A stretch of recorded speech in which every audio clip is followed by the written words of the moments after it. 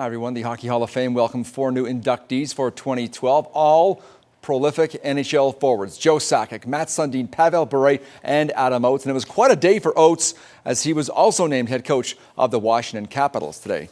The Calgary Stampeders have named their captains for the upcoming football season. Leading the charge on offense will be quarterback Drew Tate. He comes into this season as the undisputed #1 quarterback. Tate, no doubt, has a lot on his plate, but he seems to be ready for this challenge. The captain on defense will be Juwan Simpson. He's coming off an injury-plagued 2011 season, but there's no doubt Simpson is the leader on defense. The special teams captains will be veterans Larry Taylor and Mark Calixt. And as we told you on the weekend, the Stamps felt they had to cut veteran receiver Kenyon Rambo due to his lingering Achilles tendon issues. And so Rambo headed to TO to see if the Argonauts might be interested in his services, and they are. He met with team doctors Monday and is waiting to hear the results while he processes what's happened to him over the last few days.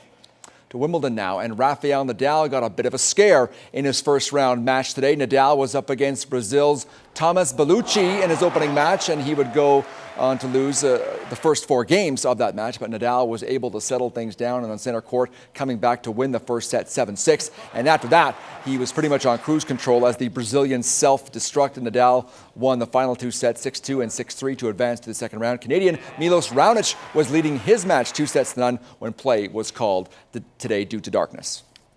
He's an 11-year-old boy who plays Little League Baseball, and now he's being sued. The boy's errant throw went into the stands and hurt a woman. As John Schriffen reports, he's now facing a $500,000 lawsuit.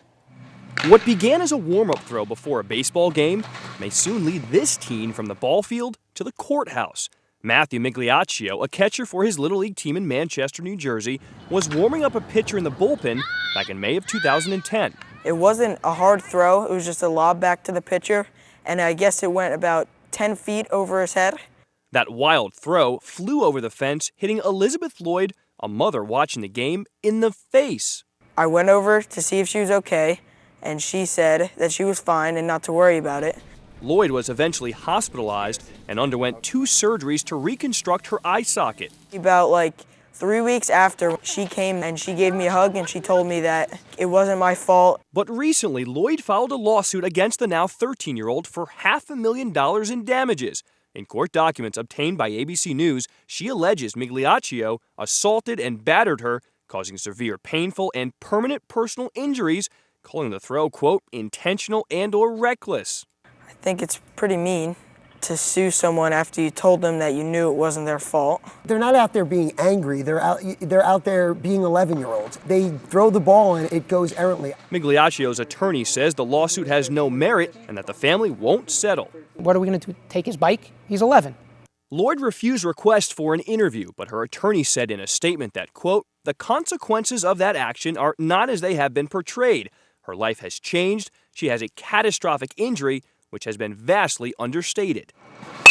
Regardless of the outcome, this teen isn't letting what happened stop him from doing what he loves most. I want to play high school ball, and if I'm lucky enough, I'll play later on. Shocking. Crazy story.